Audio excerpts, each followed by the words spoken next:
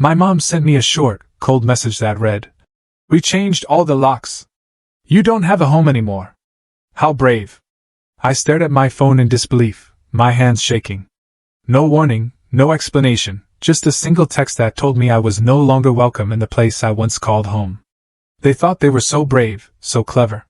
But just 2 days after my own parents locked me out of the only home I'd ever known, an email landed that blew their entire twisted game wide open. "My name's Mackenzie Wilson, I'm 28, and last month my life shattered, but it was nothing compared to the gut-wrenching shock that came next. Honestly, looking back, my childhood in Oakwood Heights seemed picture-perfect from the outside. We had this beautiful 2-story colonial with a manicured lawn, the kind you'd see in a real estate magazine. But inside? Inside those walls, my parents, Patricia and Robert Wilson, ran our home like a military academy. From my earliest memories, everything had to be their way. My mother scheduled every single hour of my day: piano, swimming, academic tutoring.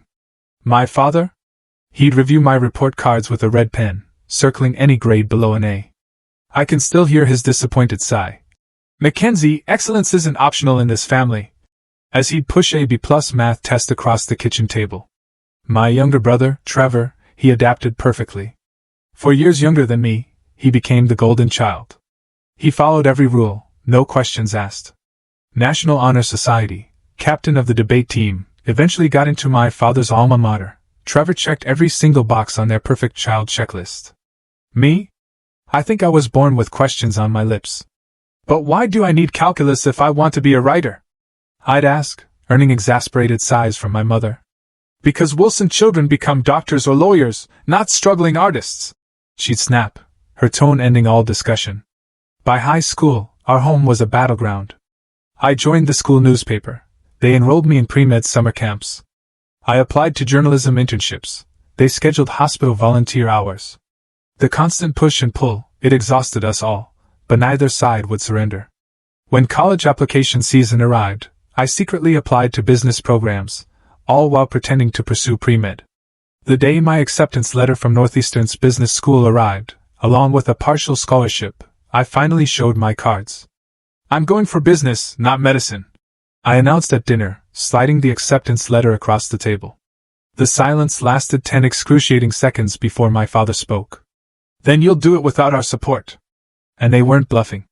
While Trevor would later receive a fully funded education, I worked 3 jobs: campus bookstore mornings, waitressing evenings, weekend retail, just to cover what my scholarship didn't. Those years taught me independence, sure, but they also created a canyon between my parents and me that never, ever fully closed. After graduation, I landed an entry-level marketing position at a promising tech startup. The salary barely covered my tiny apartment and student loans, but it was mine. For 3 years, I built my career, only visiting my parents' house on major holidays. The conversations there? Superficially polite, intensely tense. Then COVID hit. Our startup lost its funding, downsized, and eventually just collapsed. Entirely. With the job market completely frozen and my savings depleted after 2 months of unemployment, I faced the unthinkable. I had to ask my parents if I could move back home. Temporarily. 6 months maximum, I promised, as they reluctantly cleared out Trevor's old room. Just until I find something stable. From day one, the arrangement was strained. They imposed the same rules as when I was 16, curfews, chore charts, mandatory family dinners. And at those dinners, my mother would subtly mention how medical school applications were still an option at your age. Every single job rejection email in my inbox became ammunition for their argument that I'd chosen the wrong path. Marketing for tech companies in this economy? My father would scoff. You could have been halfway through your medical residency by now. Tensions escalated throughout my 6-month stay. My contributions to household expenses, whatever I could scrape together from occasional freelance work, were dismissed as insufficient. My job search efforts were deemed unfocused.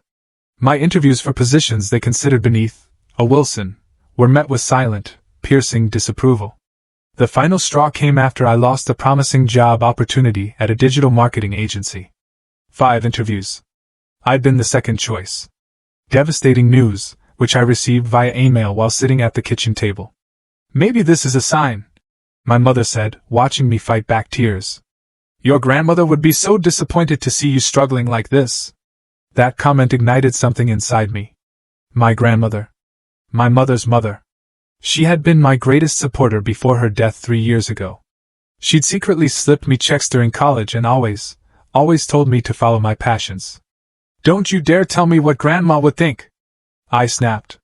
She was the only one who ever supported me unconditionally. What followed was the worst argument we'd ever had. Words like ungrateful, failure, and disappointment flew across the room. I accused them of never loving me for who I was. They called me entitled and delusional about my capabilities. I stormed out to clear my head, spending the night at my friend Allison's apartment. The next morning, I had a job interview across town. Not my dream position, but something that would get me back on my feet. I sent a text to my mother, saying I'd be back that evening to talk more calmly. I never imagined that by evening, I would no longer have a home to return to. The job interview went surprisingly well. The position was for a content marketing manager at a small but stable company. Less exciting than my startup days, but with reliable pay and benefits. As I walked to my car, I felt a glimmer of hope for the first time in weeks. Maybe this would be my ticket back to independence, away from the daily tension at my parents' house. During the drive home, I even practiced what I'd say to smooth things over after last night's fight. Let's start fresh, I rehearsed. I have a good feeling about this interview, and I'm grateful for the roof over my head while I get back on my feet. It was just after 4:30 p.m. when I pulled into the familiar driveway. The house looked exactly as it had that morning, neat hedges, my mother's garden gnomes standing sentry, the American flag by the front door gently waving in the autumn breeze. Everything appeared normal. Then I tried to open the front door. My key slid into the lock but wouldn't turn. That's strange, I thought, jiggling it harder. Maybe it stuck. I tried again, wiggling the key more forcefully, but it wouldn't budge. Hello? I called, knocking on the door. Mom? Dad? The lock seems jammed. No answer. I walked around to the side entrance by the kitchen, the door we used most frequently. Again, my key slid in but wouldn't turn. A cold, heavy feeling settled in my stomach as I tried the back door with the same sickening result. Standing on the back patio, I pulled out my phone and called my mother. Straight to voicemail. I tried my father. Same result. Finally, I called my brother, Trevor, who lived 2 hours away in New York City. Trevor? Hey, something weird is happening. I can't get into the house, and Mom and Dad aren't answering. A long pause. Mac. I think you should check your texts. I pulled the phone from my ear and saw a new message notification from my mother that had arrived during my call with Trevor. With trembling fingers, I opened it. We changed all the locks. You don't have a home anymore. After last night, we've decided it's time for you to figure out your life on your own. Your things will be boxed up and available for pickup on Saturday when we'll be out. Arrange to have everything removed by 5 p.m. The ground seemed to tilt beneath me as I read and reread the message. My parents had locked me out. They had actually changed the locks while I was at a job interview. My home of 6 months, and my childhood home of 18 years before that, was suddenly inaccessible to me. Through the shock, I typed back. How funny! How brave they think they are! The laugh was pure bravado. Inside, I was crumbling. I immediately tried calling again, but both their phones remained off. I looked up at the house, at my bedroom window on the second floor, and realized all my possessions were inside. My clothes, my laptop, my portfolio, my birth certificate and passport. Everything. Mac? You still there? Trevor's voice came through the phone. I'd forgotten it was still connected. Did you know about this? I asked, my voice barely a whisper. Not until an hour ago. They called me after they did it. He sounded deeply uncomfortable. Look, they're really upset about last night. Just give them some time to cool off. Time, Trevor? They've locked me out. All my stuff is in there, my documents, my work materials, everything. I have nowhere to go. Maybe stay with a friend for a few days. I'd offer my place, but Lisa's parents are visiting and… Forget it. I cut him off, anger replacing shock. Just tell them this is illegal. They can't just throw me out without notice. I'll talk to them, he promised weakly. Just don't do anything to make it worse, okay? I hung up and sat in my car, staring at the house where I'd grown up. Through the kitchen window, I could see my mother moving around, deliberately not looking outside. She knew I was here. They both knew. With shaking hands, I called Allison, the friend I'd stayed with the previous night. Ally, I need a huge favor. Can I crash on your couch again?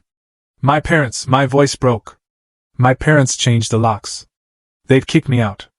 Allison's outrage was immediate and comforting. They did what? Of course, you can stay here. Oh my God, Mac, that's horrible. Do you need me to come get you? No, I have my car. I'll be there in 20 minutes. Thank you so much. As I started the engine, Mrs. Henderson, the elderly neighbor who'd lived next door since I was a child, approached my window with concern written across her face. Mackenzie dear, is everything all right? I saw you trying the doors. I could barely meet her eyes, humiliation burning through me. My parents changed the locks, Mrs. Henderson. They've decided I'm not welcome anymore. Her face fell. Oh, sweetheart, that's not right. Do you have somewhere to go? Yes, a friend's place. But all my things are still inside. She patted my hand through the window. I'll keep an eye out. If I see them leaving, I'll let you know. Maybe you can get your essentials then.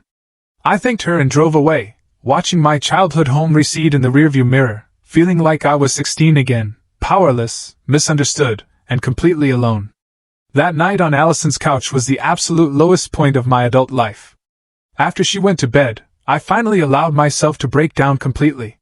The betrayal cut deeper than I could have imagined. These were my parents, the people who were supposed to love me unconditionally. Instead, they'd literally locked me out of their lives because I didn't fit their predetermined mold. I scrolled through old family photos on my phone until 3 a.m., wondering where it all went so wrong and how I would rebuild my life from scratch with most of my possessions held hostage. Little did I know that in just 2 days, an unexpected email would turn the entire situation upside down. Waking up on Allison's couch the next morning, it took a few disorienting seconds to remember why I wasn't in my own bed. Then reality crashed down. I was effectively homeless. The validation of having a permanent address, a key that opened a door to my own space, had been stripped away overnight. I made coffee, Allison said, padding into the living room in fuzzy slippers. Her one-bedroom apartment was tiny but cozy, filled with plants and colorful throw pillows. And I called in sick to work. Figured you could use the company. You didn't have to do that, I said, fighting back a fresh wave of tears at her kindness. Well, someone should be on your side. She handed me a steaming mug. So, what's the plan? Plan? Right. I needed a plan. First, I tried calling my parents again. Both numbers went straight to voicemail. I left messages that started calm and became increasingly desperate. Mom, Dad, please call me back. We need to talk about this. This is illegal. You know you can't just throw someone out without notice. Please, at least let me get my important documents and work computer. No responses. Around noon, I drove back to the house, hoping to catch them leaving or returning so I could talk face to face. The driveway was empty, but both their cars were gone. I'd forgotten it was Wednesday, my mother's standing lunch with her church friends, my father's golf day. Mrs. Henderson spotted me from her garden and hurried over. They left about an hour ago, she confirmed. Your mother was carrying a shopping list, so they might be gone a while. I eyed the house, considering my options. Could I find an open window? Should I call a locksmith? But then what? Break into my own home, only to have them call the police on me? Mackenzie, Mrs. Henderson said gently. Your father gave me this for you before they left. She handed me a sealed envelope. Inside was a typed letter, cold and formal. Any attempt to enter the premises without our permission will be considered trespassing. Your belongings will be available for collection on Saturday between 2 to 5 p.m. as previously arranged. We expect all items to be removed at that time. The letter wasn't even signed, just printed, like a notice to a tenant. I don't understand how they can do this, I said, voice breaking. That's my home too. Mrs. Henderson shook her head sadly. I've known your parents for 25 years, and I've never approved of how they treated you. Your grandmother Eleanor would be heartbroken to see this. The mention of my grandmother sent a fresh ping through my chest. She'd been my safe harbor during the worst storms with my parents. After she passed 3 years ago, I'd lost my greatest ally. Thank you for being kind, I told Mrs. Henderson. At least I know someone's watching the house. I'm worried about my things. I'll keep an eye out, she promised. And Mackenzie? This isn't your fault. Remember that. The rest of the day became a blur of logistics, the unglamorous reality of sudden displacement. I visited a nearby coffee shop with free Wi-Fi to job hunt, made an appointment at the DMV to replace my driver's license, the original was inside the house, and called my bank. The bank delivered another shock. My parents had removed me from the joint account we'd established when I was in college, the account where my freelance checks were deposited, the account that contained my last $847. The primary account holders made this change yesterday afternoon. The bank representative explained apologetically. There's nothing we can do since you were listed as a secondary holder. I'd been financially cut off too. My parents weren't just forcing me out. They were systematically erasing my safety nets, one by one. That evening, scrolling through social media on my phone, I saw Trevor had posted family dinner photos. My parents smiling around a homemade lasagna, my mother's specialty. The caption read, "Nothing like Mom's cooking. Blessed family time." I threw my phone across Allison's couch. "They're acting like everything's normal," I said when she looked up startled. "Like they didn't just throw their daughter onto the street. And Trevor's playing along." Allison retrieved my phone. "Your brother's always been their puppet, you know that. He could at least acknowledge what they did was wrong. Family loyalty is complicated." She paused. "Speaking of which, you can stay here through the weekend, but Ethan's moving in Monday, remember?" Ethan was Allison's boyfriend. They'd been planning to move in together for months. "Of course," I said. "I'll figure something out by then." But the walls were closing in. I'd been job hunting for months with no success, my savings were gone, my possessions were being held hostage, and now I had 3 days to find new accommodations with no income. That night, sleeping fitfully on Allison's couch, I was plagued by stress dreams. Showing up to job interviews naked. Running through endless hallways of locked doors, my parents laughing as I frantically tried key after key. I woke up exhausted, with a tension headache pressing behind my eyes. "You look terrible," Allison said, not unkindly. "Maybe you should talk to someone. Like a therapist? With what money? No, like a lawyer. What your parents did has to be illegal." The thought had crossed my mind, but attorneys cost money I didn't have. Besides, suing my own parents felt like crossing a line, even after everything they'd done. "Let me see what happens Saturday when I get my things," I said. "Maybe they'll have cooled off by then." But deep down, I knew better. This wasn't a spontaneous action. It was the culmination of years of conditional love. My parents had finally found the ultimate way to control me, by removing my security completely. That afternoon, I used the last of my cash to buy a prepaid phone card, worried my phone bill wouldn't process with my account frozen. I was applying for a barista position, any job would do at this point, when my email notification chimed. The sender, Sanders and Wilson Law Firm. Subject, urgent regarding Wilson family property and assets. My heart plummeted. Were my parents actually suing me now? For what? Being a disappointment? With trembling fingers, I opened the email that would completely transform my understanding of the past 20 years. The email began formally. "Dear Miss Wilson, I am contacting you regarding urgent matters pertaining to the Eleanor Wilson Trust, for which our firm serves as legal executive. Recent events have necessitated our immediate intervention. Eleanor Wilson. My grandmother." I read on, my heart racing. "It has come to our attention that your current residential status has been compromised, which constitutes a direct violation of the terms established in your grandmother's trust. We request an immediate consultation to discuss your legal options." The message included contact information for Jonathan Peters, senior partner, and requested I call at my earliest convenience. A confidentiality notice at the bottom warned against unauthorized disclosure of the email's contents. I read it 3 times, trying to make sense of it. My grandmother had a trust? One that somehow involved my residential status? And what did they mean by legal options? With shaking hands, I dialed the number. "Sanders and Wilson, how may I direct your call?" came a professional female voice. "This is Mackenzie Wilson. I received an email from Jonathan Peters about my grandmother's trust. One moment please, Miss Wilson." After a brief hold with generic classical music, a deep male voice came on the line. "Miss Wilson, thank you for your prompt response. I'm Jonathan Peters. What's this about my grandmother's trust?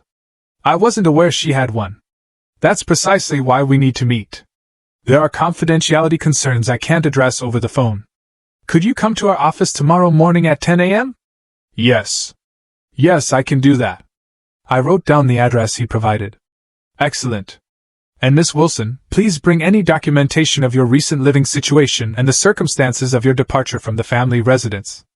After hanging up, I sat frozen, mind racing. My grandmother had always been the family maverick. A successful business owner who married late, traveled extensively, and frequently butted heads with my mother over parenting philosophies. While my parents pushed me toward prestigious, practical careers, Grandma Eleanor encouraged my creativity and independence. Some people need to control others to feel secure, she once told me during a particularly difficult period with my parents. True strength is letting people find their own path while standing ready to catch them if they fall. She'd passed away 3 years ago from a sudden heart attack. The funeral was brief and formal, just as my mother preferred.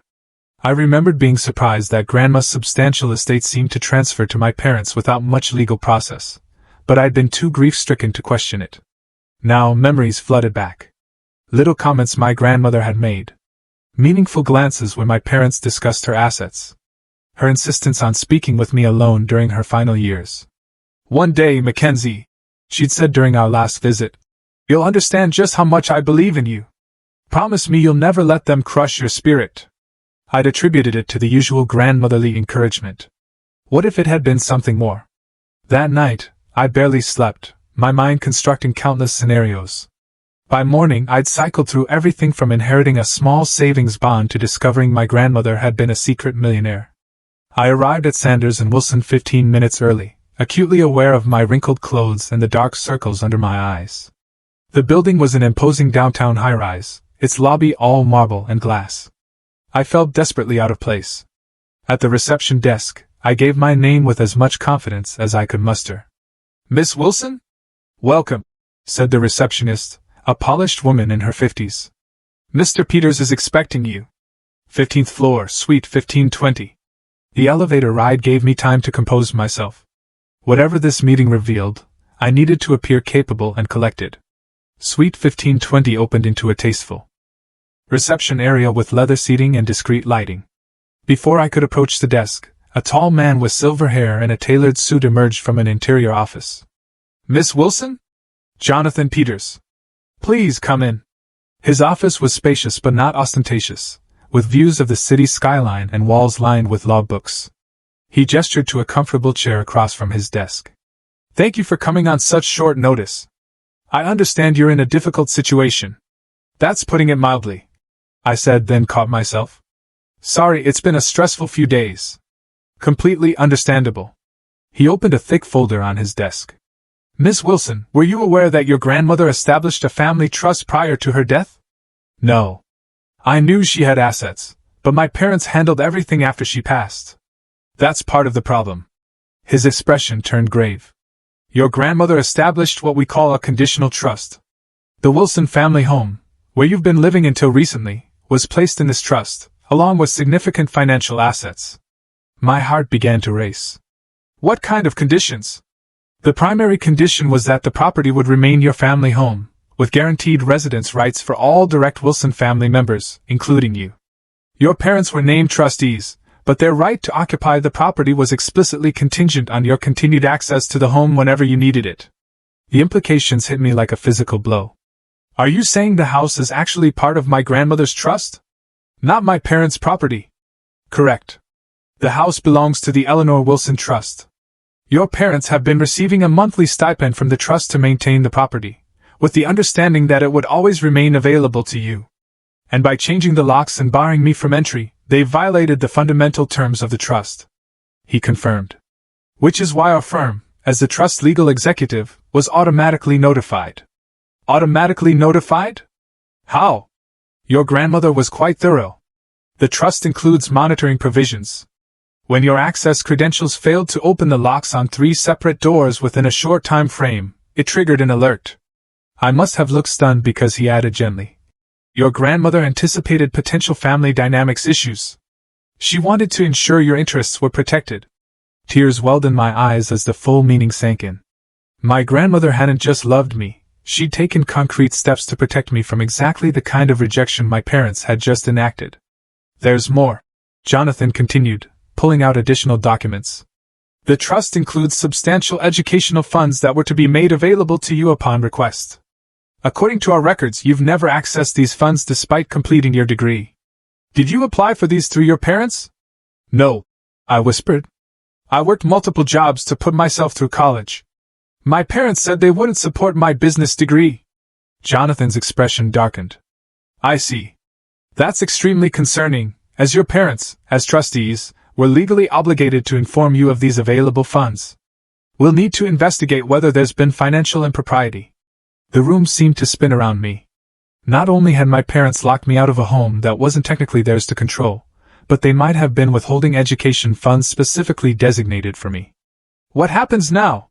I asked, my voice barely audible. You have several options, Jonathan said, his tone becoming more formal. As the trust beneficiary, you can invoke immediate enforcement of its terms, which would require your parents to restore your access to the property within 24 hours, or face significant financial penalties, including potential removal as trustees. You mean I could force them to let me back in?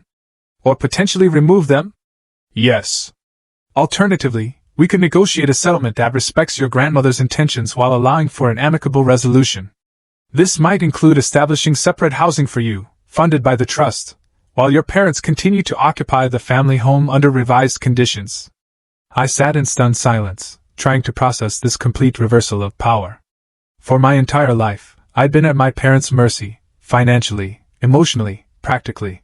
Now, in a twist I could never have anticipated, I held significant legal leverage. I need time to think, I finally said. Of course. Jonathan handed me a USB drive. This contains digital copies of the relevant trust documents for your review. I suggest you familiarize yourself with your full rights before deciding how to proceed. We'll need your decision within 3 days, as the trust terms require prompt action on violations. As I stood to leave, a final question occurred to me. Mr. Peters, how did you know my parents had locked me out? I understand the key alert, but how did you know the details? A small smile crossed his face.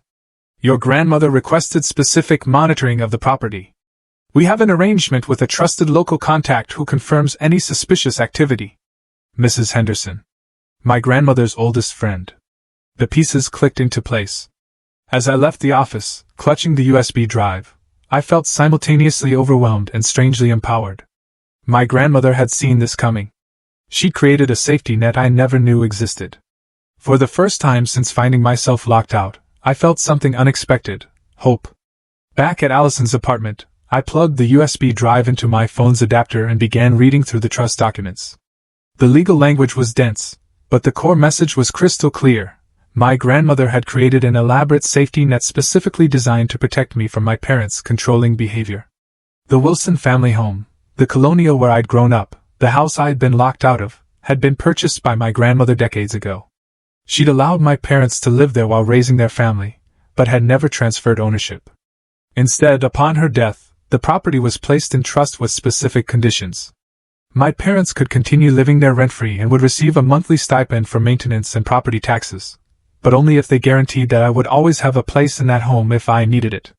The moment they violated that condition by changing locks or otherwise preventing my access, they would trigger a series of escalating consequences. First came a formal warning. If access wasn't restored within 7 days, the monthly stipend would be suspended. If the situation remained unresolved after 30 days, my parents could face removal as trustees and potentially lose their right to occupy the property entirely. They risked losing everything just to teach me a lesson, I whispered to myself, still struggling to comprehend the magnitude of their gamble. But the property revelation was just the beginning.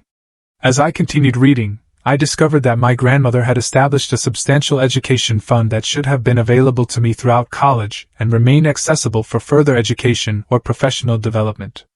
According to the documentation, my parents, as trustees, had received quarterly reminders of these funds. Yet they'd watched me work 3 jobs, take out loans, and struggle financially through college without ever mentioning this available support. Most shocking of all was the personal letter from my grandmother included in the digital files, dated just 2 months before her death. It spoke directly to me. My dearest Mackenzie, if you're reading this, then something has gone wrong. I've tried throughout your life to buffer the controlling tendencies I've observed in your parents, my own daughter included. But I've always feared that without my presence, their behavior might escalate.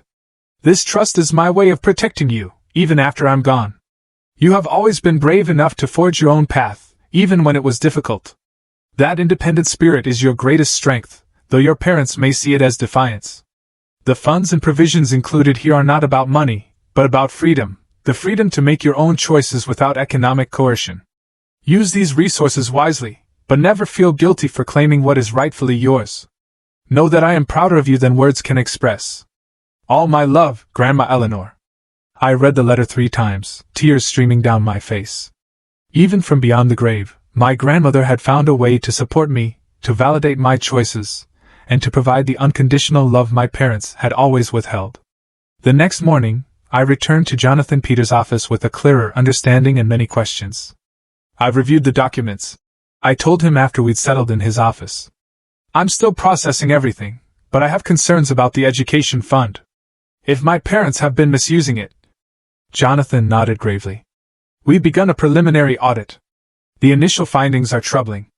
It appears that regular withdrawals have been made from the education fund over the past 3 years, despite you not being enrolled in any educational programs during that period. They've been taking money that was meant for me? Is that legal? As trustees, they had technical access, but the terms clearly state the funds were exclusively for your educational benefit. If they've been using these funds for other purposes, it constitutes a serious breach of fiduciary duty. The betrayal cut deep. Not only had they denied me access to financial support during college, but they appeared to have been helping themselves to my inheritance since my grandmother's death. We've also confirmed through property records that significant renovations were made to the family home last year. Jonathan continued. A new kitchen, master bathroom upgrades, and a backyard landscaping project totaling approximately $87,000. I remembered those renovations. My mother's dream kitchen with custom cabinets and top-of-the-line appliances. My father's elaborately landscaped backyard retreat with a built-in grill and water feature. Projects they claimed they'd been saving for over many years. They used my education money to remodel the house, I said flatly. That appears to be the case. We'll need to conduct a full forensic accounting to determine the exact amounts and timing. I sat back, overwhelmed by the scale of deception. What are my options? Jonathan outlined 3 potential paths forward.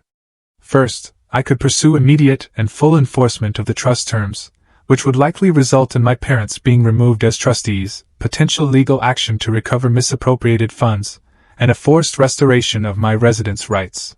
Second, I could seek a negotiated settlement that would acknowledge the violations but allow for a more measured resolution, perhaps establishing separate housing for me, funded by the trust, while imposing stricter oversight of my parents' trustee activities. Third, I could attempt family mediation with legal representation present, trying to resolve the situation while preserving some family relationship. Given what I've learned, why would I choose anything but the first option? I asked. Jonathan leaned forward, his expression serious. Miss Wilson, in my 30 years of practice, I've seen how family legal battles can unfold. Even when someone has been deeply wronged, as you have been, the emotional cost of a protracted legal fight against one's own parents can be devastating. I would be remiss not to present all options. I appreciated his candor. What would you recommend? I suggest we begin with a formal legal notice outlining the trust violations and your rights as beneficiary. This gives your parents an opportunity to respond before we take more aggressive action. Sometimes simply demonstrating that the power dynamic has shifted is enough to bring the other party to the table. It made sense. Let's do that. I'll prepare the documents today. We can deliver them tomorrow. As I stood to leave, another question nagged at me. Mr. Peters, did my grandmother ever express why she set up such elaborate protections? Did she know my parents would do something like this? He considered his words carefully. Your grandmother was a remarkably perceptive woman. During our discussions about this trust, she expressed concern about what she called conditional love, the tendency of your parents to withdraw support whenever you made choices they disagreed with. She believed this pattern might escalate after her passing. She saw it all so clearly. I murmured. Indeed. Her primary concern was ensuring you would have the freedom to build your life on your own terms, without economic coercion. That's why the trust includes not just housing provisions, but educational and career development funds as well. As I left the law office, I felt a complex mix of emotions: grief for my grandmother who had understood my struggles so deeply, rage at my parents for their deception, and a growing sense of determination. This wasn't just about reclaiming my place in the family home anymore. It was about standing up for myself in a way my grandmother had always believed I could. The formal legal letter was delivered to my parents the following day by courier. Jonathan called to confirm receipt and warned me to prepare for their reaction. It came within hours, a barrage of calls and texts from both parents, ranging from incredulous to furious to suddenly conciliatory. "What is the meaning of this?" my father demanded in his first voicemail. "Some lawyer shows up with ridiculous accusations about your grandmother's wishes. This is outrageous." My mother's approach was more emotional. "Mackenzie, I can't believe you would do this to your own family after everything we've done for you. Please call us immediately." An hour later, their tone had shifted dramatically. "Honey, there's clearly been a misunderstanding," my mother's text read. "We never intended for you to leave permanently. Let's talk this through as a family." I forwarded each message to Jonathan without responding directly. His advice was clear: let the legal process work without getting drawn into emotional manipulation. Late that evening, Trevor called. "Mac, what the hell is going on? Mom and Dad are completely freaking out about some trust and lawyers showing up at the house. Did they tell you what they did? Locking me out? Taking my education money?" Long pause. "They said you're twisting things, that Grandma's trust was meant for the whole family, and you're trying to use it against them." I laughed bitterly. "Of course, that's what they said. Ask them about the $87,000 kitchen remodel paid for with my education fund. That can't be right. They said they saved for years. Trevor, I have the financial records. They've been stealing from me since Grandma died, just like they've been controlling both of us our entire lives." Another long silence. "I don't know what to believe right now." "Then come to the meeting Jonathan is arranging. A formal discussion with all parties present. See the evidence for yourself." After I hung up, I felt a strange calm settle over me. For the first time in my life, I wasn't powerless against my parents' manipulation. I had truth, legal standing, and my grandmother's unwavering support, even from beyond the grave. The stage was set for a confrontation that would either tear my family apart completely or force a long overdue reckoning with decades of controlling behavior and conditional love. Either way, I was finally ready to stand my ground. The meeting was scheduled for the following Tuesday at 10 a.m. in a conference room at Sanders and Wilson. Jonathan suggested neutral territory would be best for such a charged discussion. I spent the days leading up to the confrontation preparing both practically and emotionally. Jonathan provided me with a complete financial breakdown of the trust, highlighting specific instances where funds designated for my education and welfare had been misappropriated. The total exceeded $120,000 over 3 years, money that should have supported my education and career development. Allison helped me assemble a professional outfit from her closet, since most of my clothes were still at my parents' house. "You need to look like you're in charge," she insisted, lending me a tailored navy blazer and crisp white blouse. The morning of the meeting, I arrived 30 minutes early, my stomach in knots despite my preparation. Jonathan met me in the lobby. "Remember," he advised as we rode the elevator, "this isn't about punishment. It's about establishing boundaries and ensuring your grandmother's wishes are honored moving forward." The conference room was intimidatingly formal, a long mahogany table surrounded by leather chairs, water pitchers and glasses at each place setting. Jonathan had arranged for an associate to take notes, and for a financial advisor from the trust management team to be present. At precisely 10 a.m., my parents arrived, accompanied by a lawyer of their own, Gregory Walsh, a longtime family friend and my father's golf partner. My brother, Trevor, slipped in behind them, looking uncomfortable and out of place. The initial greetings were stiff and formal. My mother attempted to approach me with an embrace, but I stepped back, maintaining professional distance. Her hurt expression might have affected me once, but I now recognized it as a manipulation tactic. Once everyone was seated, Jonathan opened the proceedings. "We're here today to address serious concerns regarding the administration of the Eleanor Wilson Trust, specifically violations of the residence provision and potential misappropriation of designated funds." My father immediately interrupted. "This is ridiculous. Eleanor was my mother-in-law. We had countless conversations about her wishes for the family home." "With all due respect, Mr. Wilson," Jonathan replied evenly, The legal documents speak for themselves. The trust terms are explicit regarding Miss Mackenzie Wilson's guaranteed right to reside in the family home whenever needed. He slid copies of the relevant trust sections across the table. Furthermore, he continued, our financial audit has identified numerous withdrawals from the education fund that appear to have been used for home renovations and personal expenses, rather than Miss Wilson's educational benefit, as stipulated. My mother's face had gone pale. My father looked between his lawyer and Jonathan, clearly unsettled by the directness of the accusations. Mr. Walsh cleared his throat. We acknowledge there may have been some technical violations of the trust terms, but these were minor administrative oversights, not deliberate breaches. Changing the locks to explicitly bar a beneficiary from the residence is hardly a technical violation or administrative oversight.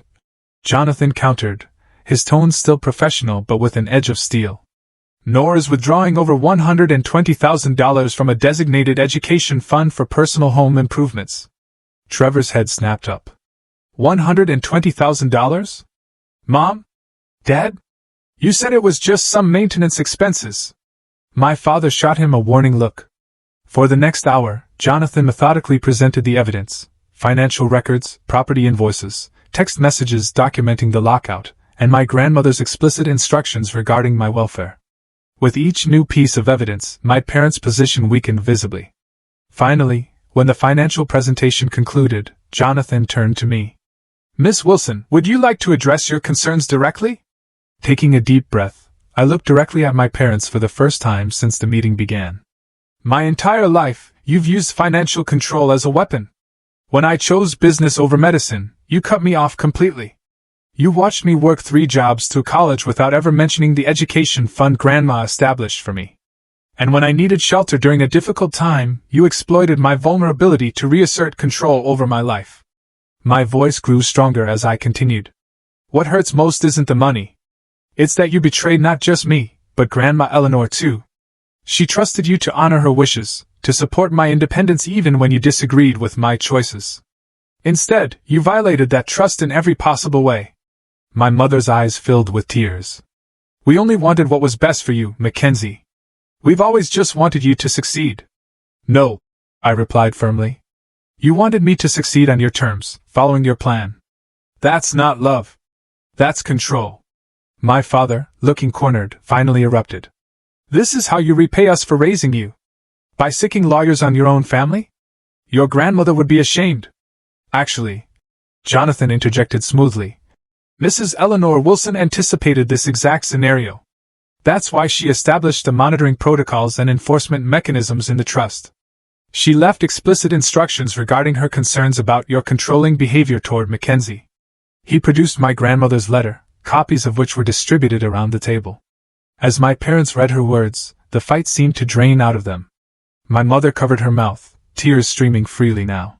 Trevor, who had been silent throughout most of the meeting, finally spoke. I had no idea any of this was happening. Mac, why didn't you tell me how bad things were?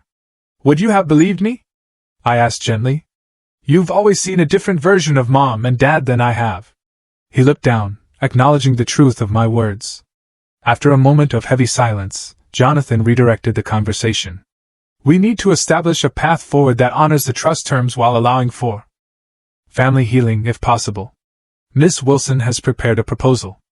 I nodded, pulling out the document I prepared with Jonathan's help.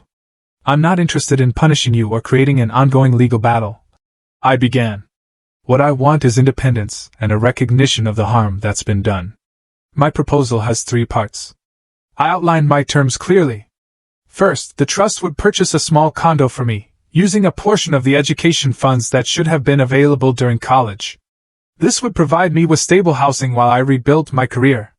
Second, my parents could continue living in the family home, but financial oversight of the trust would transfer to an independent trustee to prevent further misuse of funds. Third, we would commit to family therapy to address the patterns of control and conditional support that had damaged our relationship for decades. And if we refuse? My father asked, though his usual confidence had evaporated.